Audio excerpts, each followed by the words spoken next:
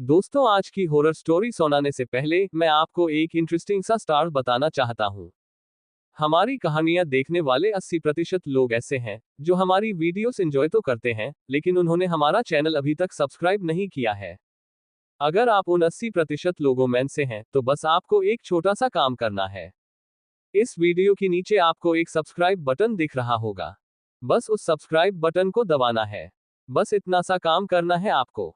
और लगे हाथों बेल आइकन भी प्रेस कर देना, ताकि हमारी लेटेस्ट वीडियो आते ही आपको सबसे पहले पता चले। सरकटा, आपने सरकटा के बारे में कई कहानियां सुनी होंगे, मूवीज और टीवीज में देखा होगा। लेकिन इस वीडियो में हम आपके लिए बंगाल में घटी सरकटे की एक सच्ची कहानी लेकर आए हैं। दिवाकर बचपन से ही लखनऊ में पलावड़ा था, और वो कई सालों बाद वापस अपने गांव जा रहा था, जो कि वेस्ट बंगाल और बांग्लादेश बॉर्डर के एक छोटे से कोने पर था। इससे पहले वो अपने गांव सिर्फ बचपन में गया था, लेकिन अपने पेरेंट्स के मरने के बाद अब उसके परिवार में सिर्फ उसकी नानी थी, जिन्हें वो अपने साथ लखनऊ ले जाने के लिए गांव आया था। वो गांव के पास पहुंच तो गया, लेकिन वहां के में सड़क बारिश की वजह से खराब हो गई थी। उसने देखा तो पास में ही एक साइन बोर्ड था, जो कि जंगल के रास्ते से उसके गांव की तरफ इशारा कर रहा था। दिवाकर ने वो रास्ता तो ले लिया, लेकिन उसे नहीं पता था कि वो रास्ता लेना उसकी जिंदगी की सबसे बड़ी गलती बनने वाला है। शाम ढल रही थी और जंगल का वो रास्ता एकदम सुनसान था। पूरे रास्ते में बस उसके अलावा और कोई नहीं था। कुछ दूर जाते ही दिवाकर को अजीब सा भारीपन लगने लगा और उसे ऐसा महसूस हुआ कि कोई 10 फीट का आदमी एक जारी के पीछे खड़ा उसकी तरफ देख रहा है। दिवाकर को लगा कि जारियों में कोई जानवर होगा, तो वो थोड़ा तेजी से चलने लगा और तभी उसके पैरों के नीचे कुछ आया, जिससे वो लड़खड़ा कर नीचे गिर गया। जैसे ही उसने पलट कर देखा, तो उसके रोंगटे खड़े हो गए। वो जिस चीज से लखड़ा आया था, वो जिस कुछ और नहीं बल्कि किसी इंसान का कटा हुआ, सड़ा हुआ एक सर था। ये देखते ही दिवाकर वहां जोर से भागा और जैसे तैसे करके उस एरिया से निकलकर अपने घर पहुंच गया।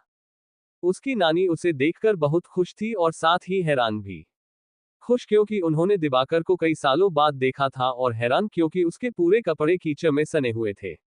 उसने अपनी नानी को बताया कि वो जंगल वाले रास्ते से आया और उसे वहां एक कटा हुआ सर दिखा। ये सुनते ही उसकी नानी का चेहरा एकदम सफेद पड़ गया। उन्होंने बताया कि वो जंगल का रास्ता गांव में कई सालों से सुनसान है, क्योंकि वहां सकोंदो काटा यानी सरकटा रहता है। कहते हैं कि उनके गांव में एक लंबा चौड़ा पहलवान लड़का रहता था। एक दिन उसे एक लड़की से प्यार हो गया, और जब उन्होंने उस लड़की से अपने प्यार का इजहार किया, तो उस लड़की परिवार वालों ने उसको बहुत मारा और उसकी बहुत बेइज्जती की। उस दिन के बाद से वो लड़का एकदम पागल हो गया, और उसने अपने पागलपन में एक रात उस लड़की को जान से मार डाला। उस लड़की के परिवार वालों ने उसे ये करते हुए देख लिया और उस लड़के को जंगल में ले जाकर उसका सर तारत लिया। उन्होंने उस लड़के के सरकटे शरीर को उसी जंगल में छोड़ दिया, और कहते हैं कि तब से सरकटे की आत्मा अभी भी उस जंगल में भटकती है और वो अपने बदले की आग में जलता रहता है। कहते हैं कि अगर वो किसी को एक बार दिख जाए, तो वो उसे भी मारकर सरकटा बना देता है।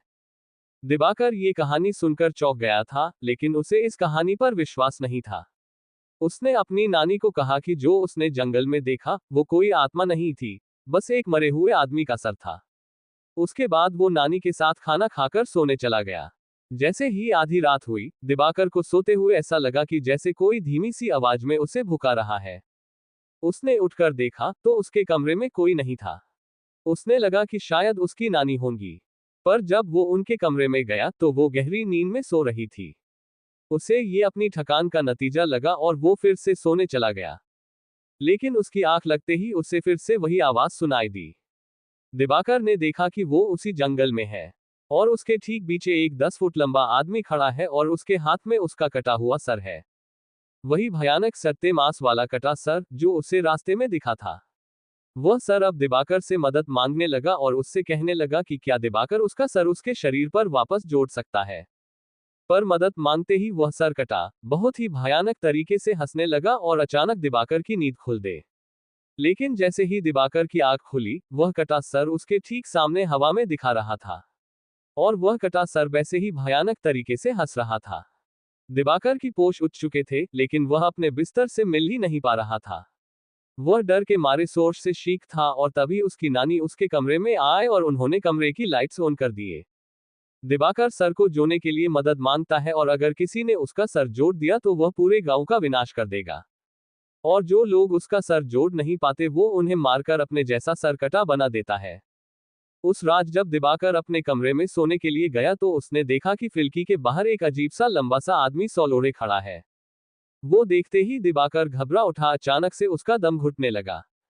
उसने देखा कि उस सरकटे का सर उसके ठीक पीछे है और वो अपने बालों से उसका गला दबा रहा है। इससे पहले कि वो कुछ कर पाता उसे कमरे में एक तेज हवा का झोंका महसूस हुआ और वो एकदम से बेहोश हो गया। कुछ देर बाद जब दिवाकर की आंख खुली तो उसकी नानी उसके सामने थी। दिवाकर अपनी नानी को देखकर रोने लगा और उसने अपनी नानी को सरकटे के बारे में सब कुछ बताया। उसकी नानी बेहद घबरा उठी। दोनों ने डिसाइड किया कि वो सुबह होते ही उस गांव को छोड़ देंगे। उसकी नानी दिवाकर के कमरे में उसके साथ ही लेट गया। लेकिन कुछ ही पलों में जब नानी की आंख खुली तो दिवाकर बेड पर नहीं था। उन्होंने पूरे घर में उसकी तलाश की लेकिन वो कहीं नहीं मिला। दिवाकर की नानी बहुत ज्यादा घबरा गई, क्योंकि उन्हें डर लगने लगा था कि कहीं वो सरकटा उसे ले तो नहीं गया। उन्होंने गांववालों से मदद मांगी और वो सब उसे ढूंढने में लगते हैं। जैसे ही वो जंगल में पहुंचे उन्हें किसी के जोर से गुर्राने की आवाज आई। तब उन्होंने देखा कि दिवाकर एक बड़ी सी तलवार लेकर खड़ा है। दिवाकर की आंखें सफेद हो चुकी हैं और वो गुस्से से गुर्रा रहा है, जैसे वो बिल्कुल पागल हो गया। दिवाकर की नानी ने उसे आवाज लगाई लेकिन नानी की आवाज लगाते ही दिवाकर ने एकदम से अपनी तलवार से सबके सामने अपना सरकार किया। देखते ही सब गांव वाले वहां से भाग गए और उसकी नानी वही जमीन पर गिरकर रोने लगे।